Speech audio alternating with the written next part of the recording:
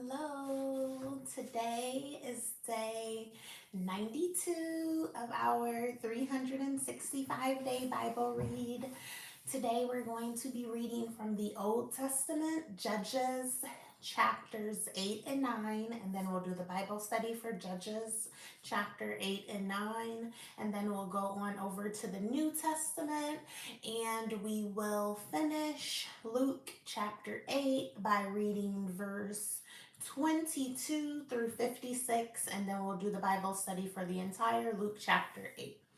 We're going to get started from the Old Testament, Judges chapter 8. Gideon defeats Zebath and Zalmunna. Then the men of Ephraim said to him, "What is this that you have done to us? Not to call us when you went to fight against Midian?" And they accused him fiercely. And he said to them, "What have I done now in comparison with you? Is not the gleaning of the grapes of Ephraim better than the grape harvest of Abiezer? God has given into your hands the princes of Midian, Oreb and Zeb. What have I been able to do in comparison with you?" Then their anger against him subsided when he said this. And Gideon came to the Jordan and crossed over, he and the 300 men who were with him, exhausted yet pursuing. So he said to the men of Succoth, "Please give loaves of bread to the people who follow me, for they are exhausted, and I am pursuing after Zebah and Zalmunna, the kings of Midian." And the officials of Succoth said, "Are the hands of Zebah and Zalmunna already in your hand, that we should give bread to your army?" So Gideon said, "Well then, when the Lord has given Zebah and Zalmunna into my hand, I will flail your flesh with the thorns of the wilderness and with briars." And from there he went up to Peniel and spoke to them in the same way. And the men of Peniel answered him as the men of Succoth had answered. And he said to the men of Peniel, "When I come again in peace, I will break down this tower." Now Zebah and Zalmunna were in Karkor with their army, about 15,000 men, all who were left of all the army of the people of the east. For there had fallen 120,000 men who drew the sword. And Gideon went up by the way of the tent dwellers east of Nobah and Jogbehah, and attacked the army, for the army felt secure. And Zebah and Zalmunna fled, and he pursued them and captured the two kings of Midian, Zebah and Zalmunna, and he threw all the army into a panic. Then Gideon the son of Joash returned from the battle by the Axen of Hurs. And he captured a young man of Succoth and questioned him. And he wrote down for him the officials and elders of Succoth, 77 men. And he came to the men of Succoth and said, "Behold, Zebah and Zalmunna, about whom you taunted me, saying, 'Are the hands of Zebah and Zalmunna already in your hand, that we should give bread to your men who are exhausted?' And he took the elders of the city, and he took thorns of the wilderness and briars, and with them taught the men of Succoth a lesson. And he broke down the tower of Peniel and killed the men of the city. Then he said to Zebah and Zalmunna, 'Where are the men whom you killed at Tabor?' They answered, 'As you are, so were they. Every one of them resembled the son of a king.' And he said, They were my brothers, the sons of my mother. As the Lord lives, if you had saved them alive, I would not kill you. So he said to Jether, his firstborn, rise and kill them. But the young man did not draw his sword, for he was afraid, because he was still a young man. Then Ziba and Zalmunna said, rise yourself and fall upon us, for as the man is, so is his strength. And Gideon arose and killed Ziba and Zalmunna, and he took the crescent ornaments that were on the necks of their camels. Gideon's ephod. Then the men of Israel said to Gideon, rule over us, you and your son and your grandson also, for you have saved us from the hand of Midian. Gideon said to them, I will not rule over you, and my son will not rule over you. The Lord will rule over you. And Gideon said to them, let me make a request of you. Every one of you give me the earrings from his spoil. For they had golden earrings because they were Ishmaelites. And they answered, we will willingly give them. And they spread a cloak, and every man threw in it the earrings of his spoil.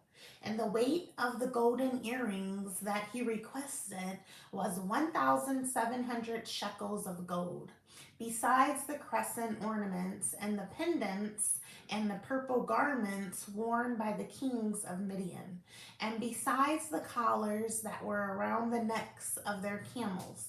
And Gideon made an ephod of it and put it in his city, and Ophrah. And all Israel whored after it there, and it became a snare to Gideon and to his family. So Midian was subdued before the people of Israel, and they raised their heads no more. And the land had rest 40 years in the days of Gideon. The death of Gideon. Jerubbaal, the son of Joash, went and lived in his own house. Now Gideon had 70 sons, his own offspring, for he had many wives. And his concubine, who was in Shechem, also bore him a son, and he called his name Abimelech. And Gideon, the son of Joash, died in a good old age, and was buried in the tomb of Joash, his father, at Ophrah of the Abizrites. As soon as Gideon died, the people of Israel turned again and whored after the Baals, and made Baal-berith their god.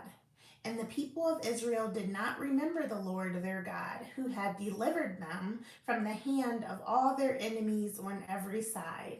And they did not show steadfast love to the family of Jerubbaal, that is Gideon, in return for all the good that he had done to Israel.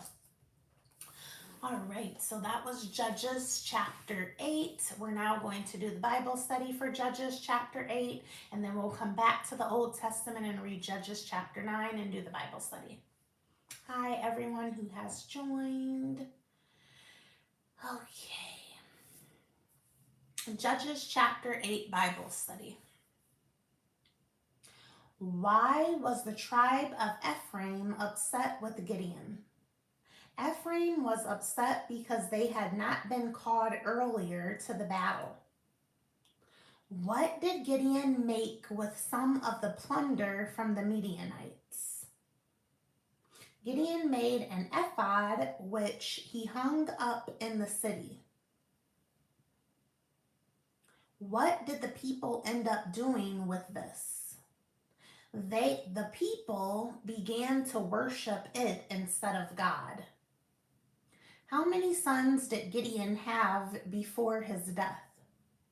Gideon had 71 sons. What did Israel do after Gideon's death? Israel soon turned again to worshiping the Baals. All right, so that was the Bible study for Judges chapter 8. We're now going to read Judges chapter 9 and do the Bible study before going on over to the New Testament. All right, Judges chapter 9. Abimelech's conspiracy. Now Abimelech, the son of Jerubbaal, went to Shechem to his mother's relatives and said to them, and to the whole clan of his mother's family, say in the ears of all the leaders of Shechem, which is better for you, that all 70 of the sons of Jerubbaal rule over you, or that one rule over you? Remember also that I am your bone and your flesh. And his mother's relatives spoke all these words on his behalf in the ears of all the leaders of Shechem, and their hearts inclined to follow Abimelech. For they said, he is our brother, and they gave him 70 pieces of silver out of the house of Baal Berith, with which Abimelech hired worthless and reckless fellows who followed him. And he went to his father's house at Ophrah and killed his brothers, the son of Jerubbaal, 70 men on one stone. But Jotham, the youngest son of Jerubbaal, was left, for he hid himself. And all the leaders of Shechem came together in all Beth Millo, and they went and made Abimelech king by the oak of the pillar at Shechem. When it was told to Jotham, he went and stood on top of Mount Gerizim and cried aloud and said to them, listen to me, you leaders of Shechem, that God may listen to you. The trees once went out to anoint a king over them, and they said to the olive tree, reign over us. But the olive tree said to them, shall I leave my abundance by which gods and men are honored and go hold sway over the trees? And the trees said to the fig tree, you come and reign over us. But the fig tree said to them, shall I leave my sweetness and my good fruit and go hold sway over the trees? And the trees said to the vine, you come and reign over us. But the vine said to them, shall I leave my wine that cheers God and men and go hold sway over the trees? Then all the trees said to the bramble, you come and reign over us. And the bramble said to the trees, if in good faith you are anointing me king over you, then come and take refuge in my shade. But if not, let fire come out of the bramble and devour the cedars of Lebanon.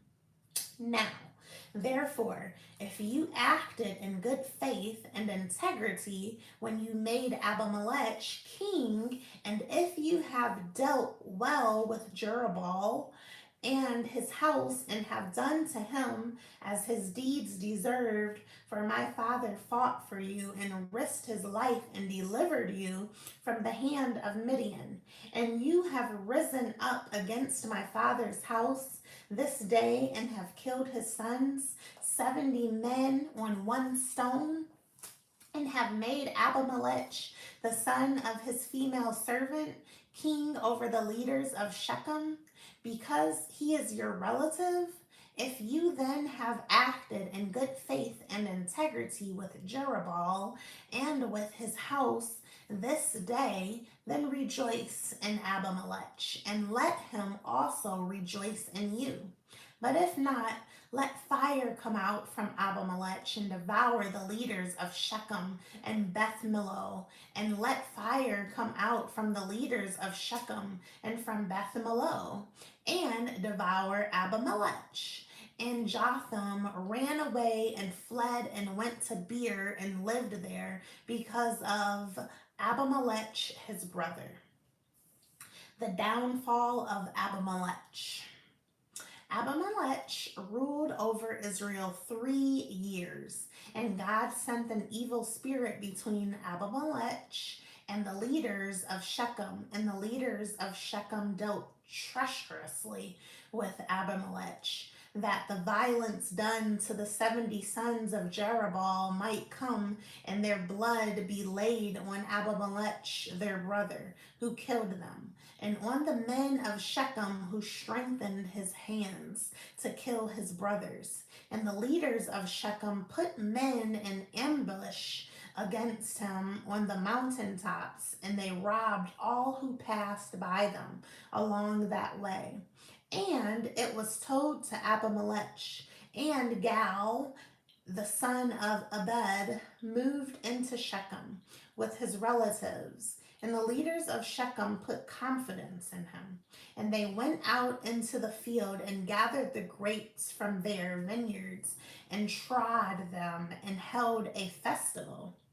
And they went into the house of their God and ate and drank and reviled Abimelech. And Gaal, the son of Abed, said, Who is Abimelech? And who are we of Shechem, that we should serve him? Is it not the son of Jerubbaal? And is it not Zebul, his officer? Serve the men of Hamor, the father of Shechem. But why should we serve him? What would that this people were under my hand? Then I would remove Abimelech. I would say to Abimelech, Increase your army and come out. When Zebul, the ruler of the city, heard the words of Gaal, the son of Abed, his anger was kindled, and he sent messengers to Abimelech secretly, saying, Behold, Gaal, the son of Abed, and his relatives have come to Shechem, and they are stirring up the city against you. Now, therefore, go by night, and the people who are with you, and set an ambush in the field. Then in the morning, as soon as the sun is up, rise early and rush upon the city. And when he and the people who are with him come out against you, you may do to them as your hand finds to do. So Abimelech and all the men who were with him rose up by night and set an ambush against Shechem in 4 companies. And Gaal, the son of Abed, went out and stood in the entrance of the gate of the city. And Abimelech and the people who were with him rose from the ambush. And when Gaal saw the people, he said to Zebul, Look, people are coming down from the mountaintops. And Zebul said to him, You mistake the shadow of the mountains for men. Gaal spoke again and said, Look, people are coming down from the center of the land, and one company is coming from the direction of the diviner's oak. Then Zebul said to him, Where is your mouth now, you who said, Who is Abimelech, that we should serve him? Are not these the people whom you despised? Go out now and fight with them. And Gaal went out, and Gaal went out at the head of the leaders of Shechem and fought with Abimelech. And Abimelech chased him, and he fled before him. And many fell wounded up to the entrance of the gate. And Abimelech lived at Aramah. And Zebul drove out Gaal and his relatives so that they would not dwell at Shechem. On the following day, the people went out into the field, and Abimelech was told. He took his people and divided them into 3 companies and set an ambush in the fields. And he looked and saw the people coming out of the city. So he rose against them and killed them. Abimelech and the company that was with him rushed forward and stood at the entrance of the gate of the city, while the 2 companies rushed upon all who were in the field and killed him. And Abimelech fought against the city all that day. He captured the city and killed the people who were in it, and he razed the city and sowed it with salt. When all the leaders of the tower of Shechem heard of it, they entered the stronghold of the house of Elbereth Abimelech was told that all the leaders of the tower of Shechem were gathered together, and Abimelech went up to Mount Zalmon, he and all the people who were with him. And Abimelech took an axe in his hand and cut down a bundle of brushwood and took it up and laid it on his shoulder. And he said to the men who were with him, "What you have seen me do, hurry and do as I have done." So every one of the people cut down his bundle, and following Abimelech put it against the stronghold, and they set the stronghold on fire over them, so that all the people of the tower of Shechem also died, about 1,000 men and women. Then Abimelech went to the Bez and encamped against the Bez and captured it. But there was a strong tower within the city, and all the men and women and all the leaders of the city fled to it and shut themselves in, and they went up to the roof of the tower. And Abimelech came to the tower and fought against it, and drew near to the door of the tower to burn it with fire. And a certain woman threw an upper millstone on Abimelech's head and crushed his skull. Then he called quickly to the young man, his armor bearer, and said to him, "Draw your sword and kill me. Draw your sword and kill me, lest they say of me, a woman killed him." And his young man thrust him through, and he died. And when the men of Israel saw that Abimelech was dead, everyone departed to his home. Thus God returned the evil of Abimelech, which he committed against his father in killing his 70 brothers. And God also made all the evil of the men of Shechem return on their heads, and upon them came the curse of Jotham the son of Jerubbaal. All right, so that was Judges chapter 9. We're now going to do the Bible study for Judges chapter 9.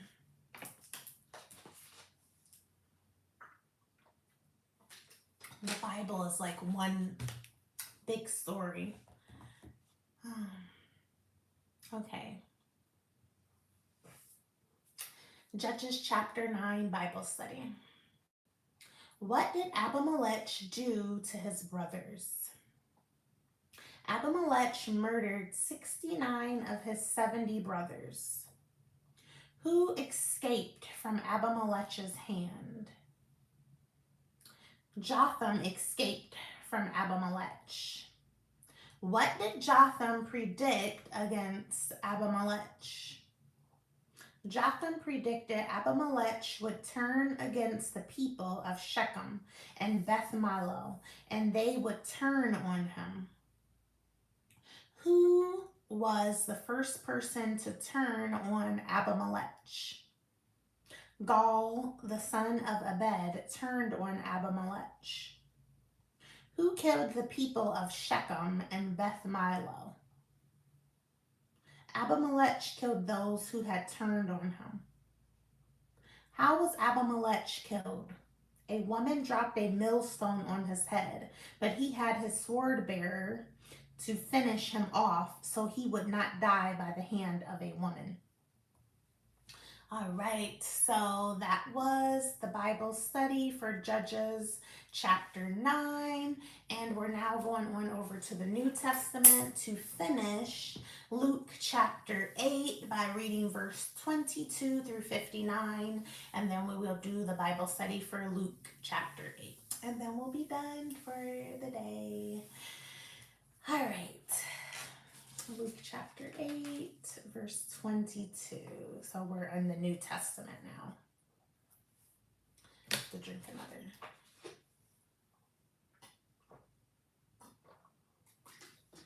Okay. Jesus calms a storm. One day he got into a boat with his disciples, and he said to them, "Let us go across to the other side of the lake." So they set out. And as they sailed, he fell asleep, and a windstorm came down on the lake, and they were filling with water and were in danger. And they went and woke him, saying, Master, Master, we are perishing. And he awoke and rebuked the wind and the raging waves, and they ceased, and there was a calm. He said to them, Where is your faith?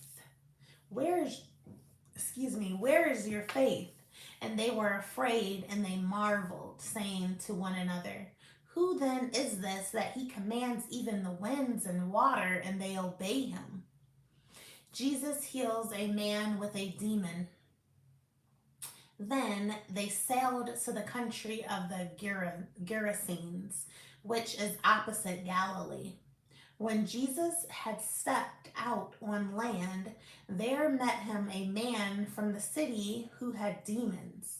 For a long time he had worn no clothes, and he had not lived in a house, but among the tombs. When he saw Jesus, he cried out and fell down before him and said with a loud voice, What have you to do with me, Jesus, Son of the Most High God? I beg you, do not torment me. For he had commanded the unclean spirit to come out of the man. For many a time it had seized him. He was kept under guard and bound with chains and shackles, but he would break the bonds and be driven by the demon into the desert. Jesus then asked him, What is your name?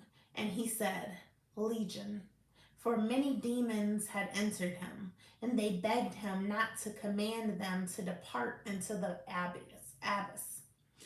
Now a large herd of pigs was feeding there on the hillside, and they begged him to let them enter these. So he gave them permission. Then the demons came out of the man and entered the pigs, and the herd rushed down to the steep bank into the lake and drowned. When the herdsmen saw what had happened, they fled and told it in the city and in the country. Then people went out to see what had happened. And they came to Jesus and found the man from whom the demons had gone, sitting at the feet of Jesus, clothed and in his right mind. And they were afraid. And those who had seen it told them how the demon-possessed man had been healed. Then all the people of the surrounding country of the Gerasenes asked him to depart from them, for they were seized with great fear. So he got into the boat and returned. The man from whom the demons had gone begged that he might be with him, but Jesus sent him away, saying, Return to your home and declare how much God has done for you. And he went away proclaiming throughout the whole city how much Jesus had done for him. Jesus heals a woman and Jairus' daughter. Now when Jesus returned, the crowd welcomed him, for they were all waiting for him, and there came a man named Jairus. For my son is waking up. I hear him in the room.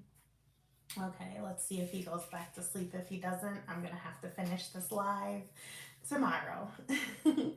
Okay, where did I leave off? And there came a man named Jairus, who was a ruler of the synagogue. And falling at Jesus' feet, he implored him to come to his house.